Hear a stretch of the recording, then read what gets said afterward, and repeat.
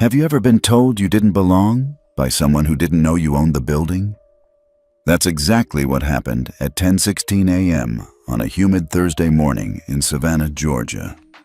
Inside the marble and glass private client lounge of Briar and Thorn Bank, a woman stood motionless in front of a mahogany desk. Black, poised, understated. Her name, Dr. Celeste Monroe. Her crime? Walking into a space designed for the ultra-wealthy, without announcing that she was one of them. "You don't belong in this room, ma'am," said Linda Rayburn, the branch manager, with a smile so sharp it could cut paper. Celeste didn't blink.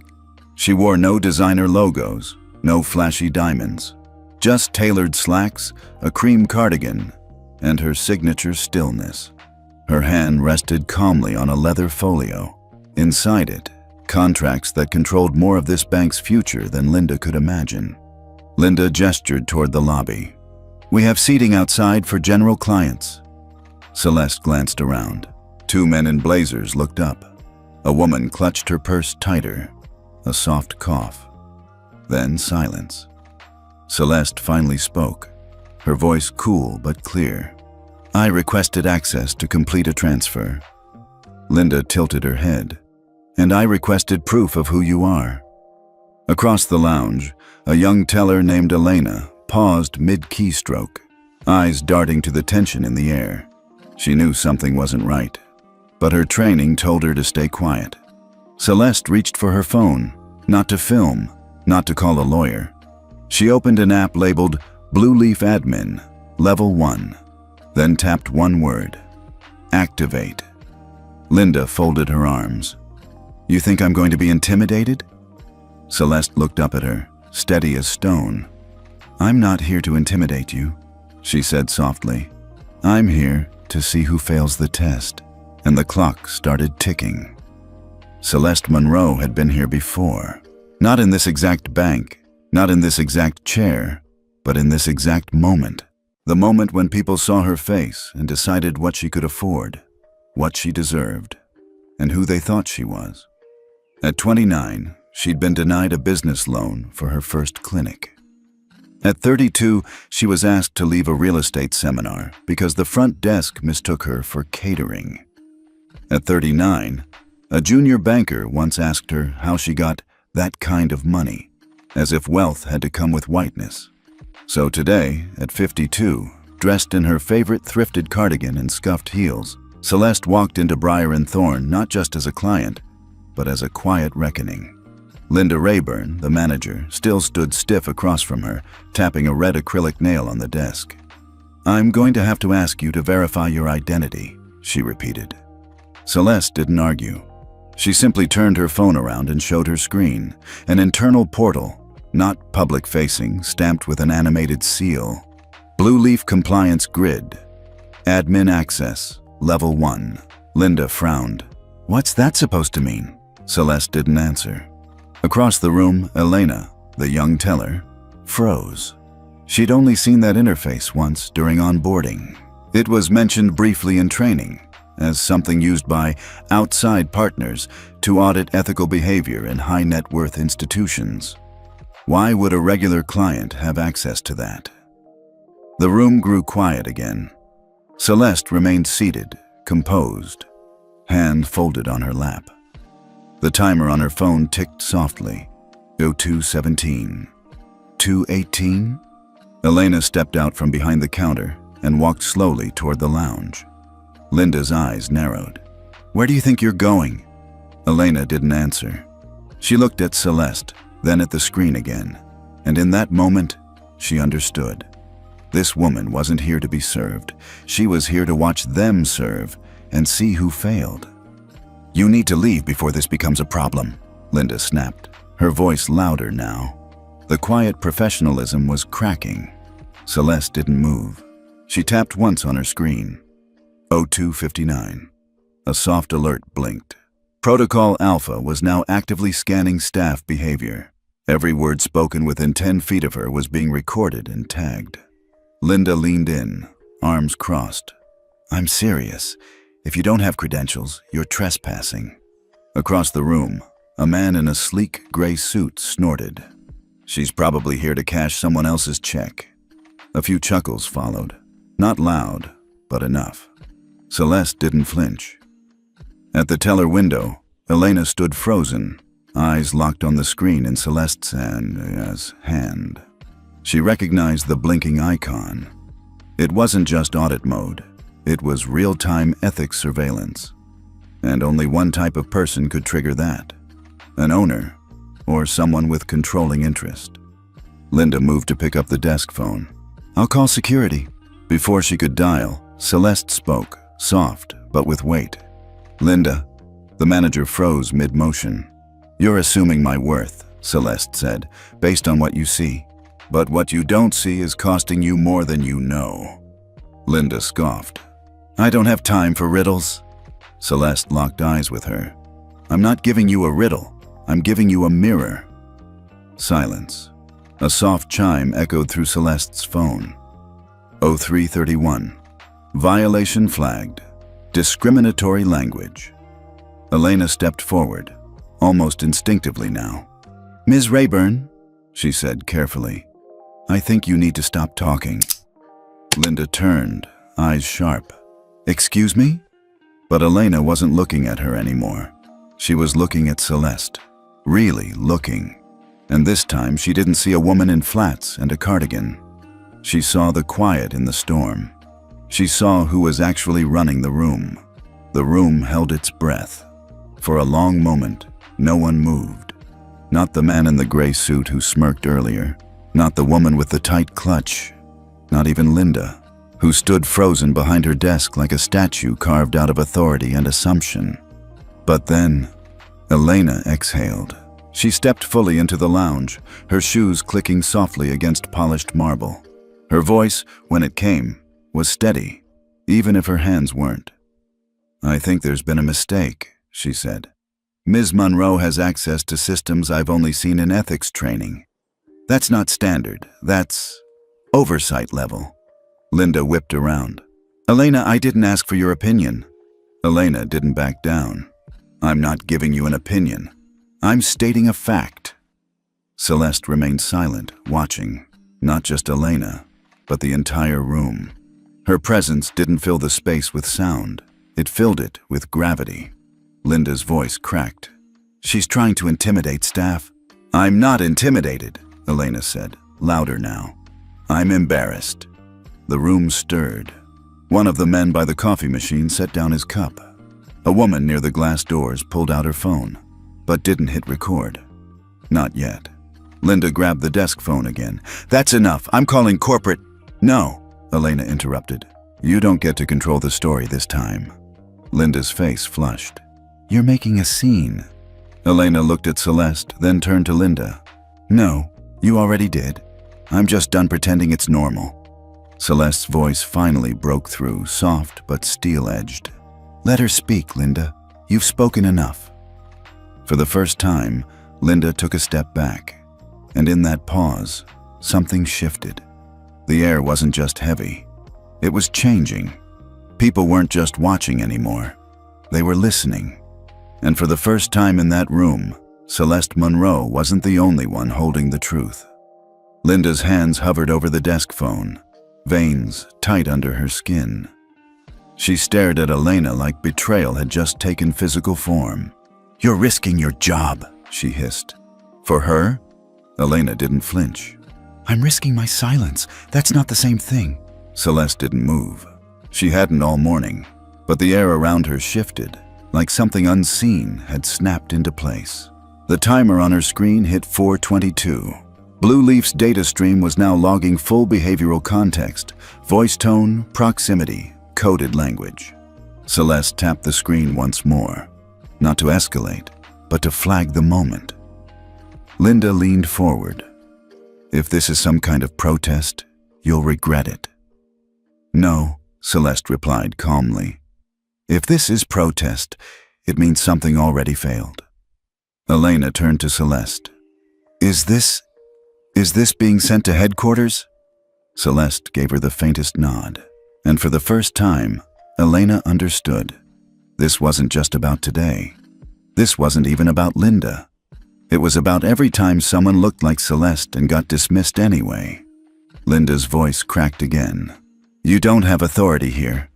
Celeste stood, slowly, gracefully. Her voice didn't rise, but the room quieted the second she opened her mouth. "I don't need to raise my voice to hold authority," she said. "I built the system that gave you this job." A hush fell across the lounge. Someone near the door whispered, "Wait, what?" Linda's eyes widened. "That's not possible." Celeste held up her phone, showing a seal now glowing in gold. Blue Leaf Founder Access. Active Compliance Oversight. The room stilled. Even the man who smirked earlier stood up a little straighter. "You're not being watched," Celeste said. "You're being evaluated." And just like that, Linda's grip on the room vanished, replaced by the silence of everyone realizing who they'd just tried to humiliate. At 04:58, the app vibrated once in Celeste's palm. A soft chime blinked across her screen. Blue Leaf Protocol Alpha, now live. The moment had come. Celeste didn't stand. She didn't raise her voice. She simply looked up and said, "I'd like to speak with the regional director." Linda scoffed, arms crossed. "That's not how this works. You can't just—" The glass door behind them opened before she could finish. A man in a slate gray suit stepped in, earpiece flashing. Thomas Granger, Regional Ethics Liaison. He didn't smile, didn't blink, just scanned the room like someone had flipped on a blacklight in a dirty kitchen. "Dr. Monroe," he said calmly, nodding toward Celeste. Linda turned. "Wait, you know her?" Granger ignored her. "Protocol Alpha is in effect," he announced to the room. "We are now in live compliance review. All branch operations are temporarily suspended." Elena blinked. "Wait, all?" Granger nodded. "Transactions, approvals, interactions, all of it." Linda's face lost its color. "This is ridiculous. You can't just walk in here and shut down my branch." "It's not your branch," Celeste said quietly. "It's part of a network my fund invested in, a network I built safeguards for. You failed them." A low hum filled the room, phones buzzing, alerts chiming. 7 briar and thorn branches lit up red on a regional dashboard behind Granger's tablet. "Your location," he said to Linda, "has triggered the first ethics cascade of fiscal year 2025. Celeste finally stood, facing Linda fully. "You weren't just unkind," she said. "You were systemically careless." Linda opened her mouth, but nothing came out. Because in that moment, the woman she dismissed as nobody had just paused her entire career with one tap. "This is abuse of power," Linda barked, her voice rising. "I want her removed from the premises, now." Granger didn't flinch. "I'm not security, Ms. Rayburn. I'm here to observe and report. That's exactly what I'm doing." Linda snatched up the branch phone. "Then I'll call someone who is security." Celeste said nothing. She remained standing, eyes locked on Linda. Not angry, not smug. Just still. The air felt like it was folding in on itself. Staff shifted uncomfortably. Clients were no longer pretending not to listen. Linda dialed fast. "Yes, we have a disturbance in the private client lounge. Woman refusing to leave, possibly impersonating oversight." Possibly. That word alone made Elena's stomach turn. Celeste looked at her phone. Blue Leaf timestamp, 0607. Every word logged, every false claim flagged. And still, Celeste didn't record. She didn't threaten. She just stood, composed, in the eye of Linda's chaos. A man near the espresso bar muttered, "Why is she still being treated like this?" No one answered, but the question hung thick in the air.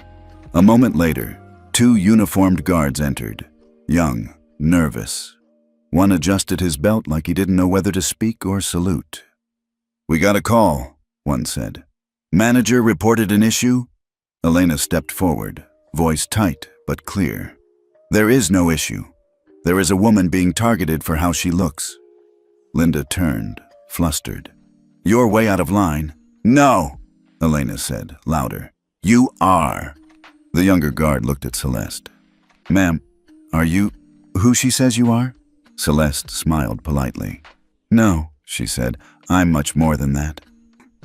And for the first time since she walked in, someone laughed. Soft, not mocking, but in awe. The guards didn't move. They didn't have to, because now the room wasn't on Linda's side anymore. By the time the second guard asked for clarification, the lounge had already shifted. No one was sipping coffee. No one was checking emails.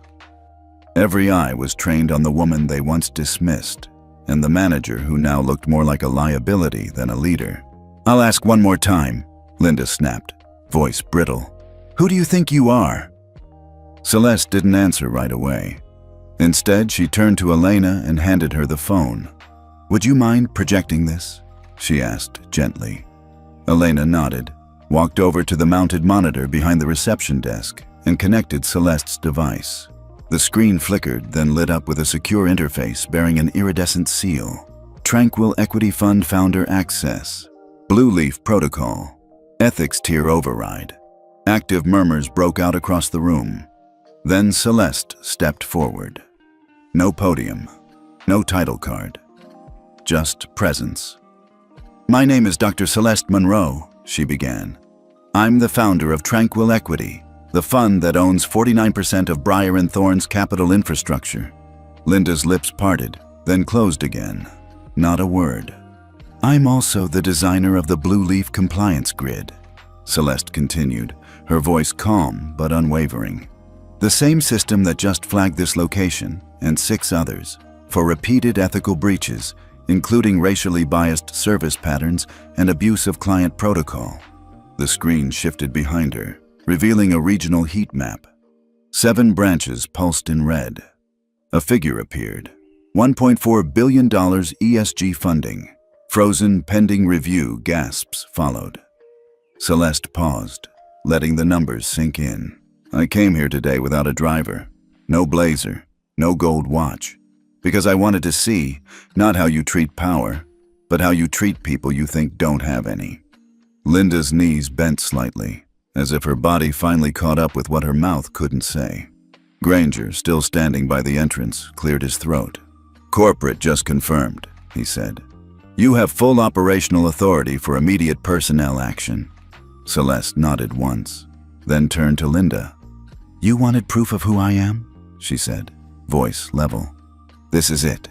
She gestured toward the monitor, toward the system, toward the silent room that now held more shame than judgment. You profiled the wrong person, Linda. She stepped back, looked at Elena. Thank you for choosing integrity. Elena blinked, then swallowed. No one's ever said that to me in here. Celeste gave her a quiet smile. Then we start today. And for the first time that morning, the room didn't just listen, it stood behind her. The silence in the lounge was no longer uncomfortable. It was surgical, precise, the kind of silence that follows a verdict. Celeste stepped back as the screen behind her shifted again. A secondary window opened, showing live alerts being pushed across the Blue Leaf Compliance Grid. Branch IDs, violation codes, frozen assets. In real time, $1.4 billion in ESG-backed funding vanished from operational flow. Across the room, a regional operations manager watching the feed whispered, She didn't just shut down this branch. She triggered a compliance lockdown.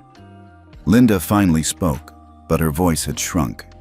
You planned this. You set us up. Celeste turned slowly. No, she said. I gave you a chance. You failed it. The younger security guard took a step back. The older one stood frozen.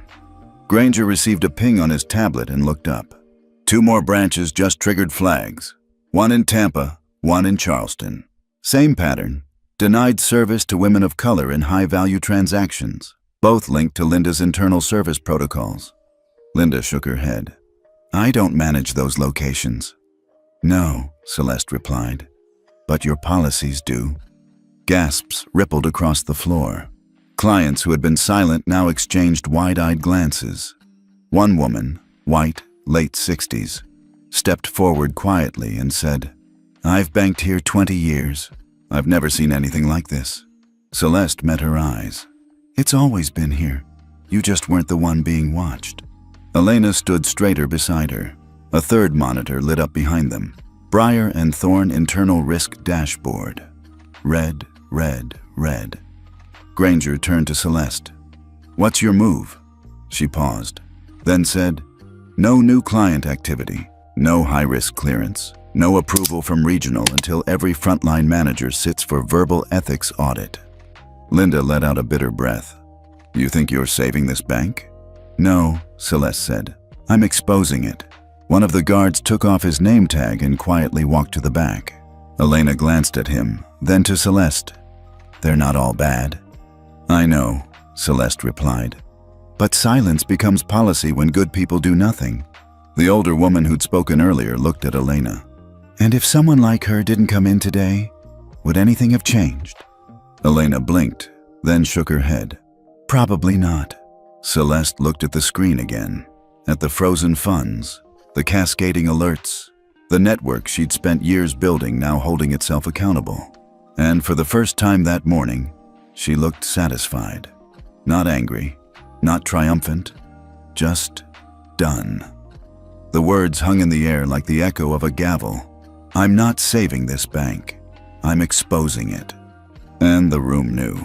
This wasn't symbolic. This was real, immediate, structural. Granger stepped forward, checking his tablet. "Dr. Monroe, corporate ethics has granted you full discretionary authority. All personnel decisions are at your command." Celeste didn't nod. She didn't react like someone who'd won. She looked tired, but steady. This wasn't victory. It was duty. "Let's begin," she said simply. She turned to Linda, who was now pale and trying, unsuccessfully, to look composed. "Linda Rayburn, you are relieved of all duties, effective immediately," Celeste said. "Not for one incident, but for a pattern. You didn't just misread a client. You modeled that behavior into policy." Linda opened her mouth, but the words didn't come. Celeste continued. "You built a culture of silent discrimination, and today, that silence ends." A soft chime echoed as Linda's credentials were deactivated on the screen behind them. Gasps, then whispers. Celeste turned to the two guards. "You'll remain, but only under observation. You'll both be reassigned pending compliance training." One nodded. The other looked away, shame blooming in his throat. Next came the branch assistant manager, quiet all morning but complicit. "You stayed silent through it all," Celeste said to him. "Silence isn't neutral, it's agreement. And today, that costs you your position." His tablet access vanished as well. Then she looked at Elena. "You stepped forward when it mattered. You chose truth over comfort." Elena swallowed. "I was scared." Celeste offered a faint smile. "That's what makes it meaningful." Granger turned the monitor to face the room. A message appeared. All branch operations paused. Compliance reset. Initiated, clients stared in disbelief. The woman in her 60s, still holding her purse, whispered, "She just restructured a branch in real time." Celeste turned to the group of onlookers. "This isn't about punishing bad behavior. It's about ending tolerated injustice." She took a breath, then declared, "Effective immediately, all Breyer and Thorne branches under ESG funding must undergo verbal conduct audits and adopt real-time ethics tracking. Non-compliance will result in funding suspension." Not a single person moved. Not a single person doubted. Because in that moment, it was clear. This wasn't just about a bank. It was about every place where power had been allowed to hide behind civility. By noon, the story had already reached regional headquarters. A compliance alert flagged 7 branches. 3 had already been locked from internal transaction systems. One CEO called it an unintentional incident. Another called it an anomaly. But Celeste called it what it was: culture. Inside the Savannah Lounge, the monitors now displayed a new document, simple, stark, and impossible to ignore. The Fair Client Treatment Charter mandated adoption, all Briar and Thorn branches under ESG compliance. Celeste didn't need to explain it. She'd written it herself 6 years ago, filed it, fought for it, and watched it get shelved every quarter since, until today. Granger stepped forward to the monitor. "Effective immediately," he said. "All branches must sign and display this charter in public client areas. Verbal bias, coded profiling, and passive obstruction will be measured and tracked, real time." A hush moved across the room. Someone asked, "Is that even legal?" Celeste answered, "Ethics aren't about law, they're about leadership." She stepped toward the center of the lounge. No stage, no mic, just presence. "I'm not here to save face," she said. "I'm here to save trust." A young man in a navy suit stood near the back. "I'm from Atlanta branch," he said. "We've seen this behavior too. We just didn't know who to tell." Celeste nodded. "Now you do." He looked down, almost ashamed. "We wanted change. We just didn't believe it was possible." "You don't have to believe in it," Celeste replied. "You just have to stand in it." That line hit the room like a stone in water. Small ripples, deep reach. Granger's phone buzzed. He checked the screen, then looked up. "Briar and Thorn Corporate has just requested that you lead a task force," he said. "Not just on this branch, but system-wide reform, starting now." Elena's eyes widened. Celeste didn't blink. "I'll do it, under one condition." Granger raised a brow. "Which is?" "That we don't teach the staff how to serve better. We teach them how to see better." He stared at her for a second, then nodded. "You just changed our entire onboarding model." Celeste turned back to the room. "I don't want this charter to sit in a break room," she said. "I want it spoken, lived, measured." She looked at Elena. "You'll be the first to implement it, right here." Elena nearly choked. "Me?" "You earned it." A ripple of applause started, tentative at first, then louder, fuller, not performative, not polite, real. And then the older white woman from earlier, who had sat quietly through it all, spoke softly. "We all saw what happened today, and we all let it happen." Celeste didn't nod. She didn't shame her. She just held her gaze and said, "Then let's all make sure it never happens again." The woman stepped forward. "Where do we start?" Celeste took a breath, looked around. "Right here," she said. In the same place, it almost stayed hidden. Celeste didn't linger. There were no press cameras, no dramatic speeches, just the quiet clack of her heels against the marble as she walked toward the exit. Elena rushed after her. "Wait, are you just leaving?" Celeste turned, warm but firm. "You don't need me here anymore. You need space to lead." "But I'm not ready." Celeste gave a small smile. "Neither was I when I started." Elena blinked. "How did you know what to do?" Celeste looked back toward the branch one last time. "I didn't," she said. "But I knew what not to accept." Elena lowered her voice. "What if they push back?" "They will. Then what? Stand anyway." Behind them, staff had already begun removing the outdated service pledge from the wall. In its place, a new plaque was being mounted. Simple, clear, powerful. "We don't serve clients, we serve justice. The Fair Client Treatment Charter, 2025. Granger stepped into view and handed Elena a sealed envelope. "Corporate's already signed off. You're officially promoted to acting branch director." Elena's eyes widened. I thought it'd take years." "It usually does," he said. "But change doesn't wait when someone like her walks through the door."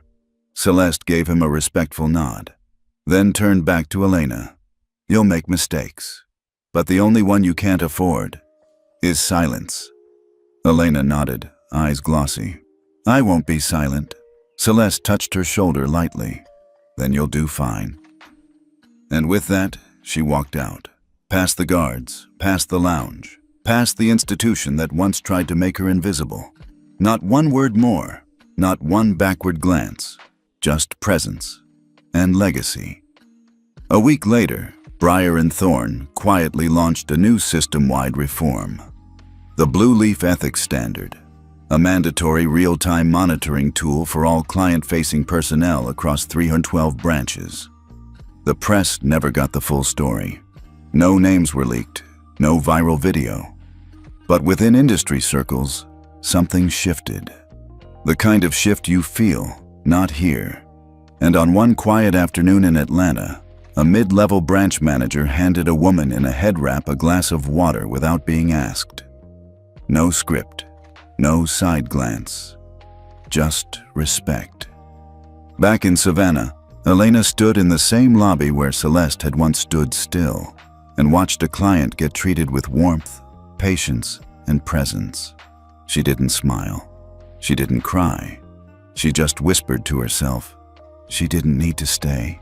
She just needed to show us where the line is. And across the country, slowly but surely, that line began to hold. Sometimes the loudest justice is the kind that doesn't raise its voice.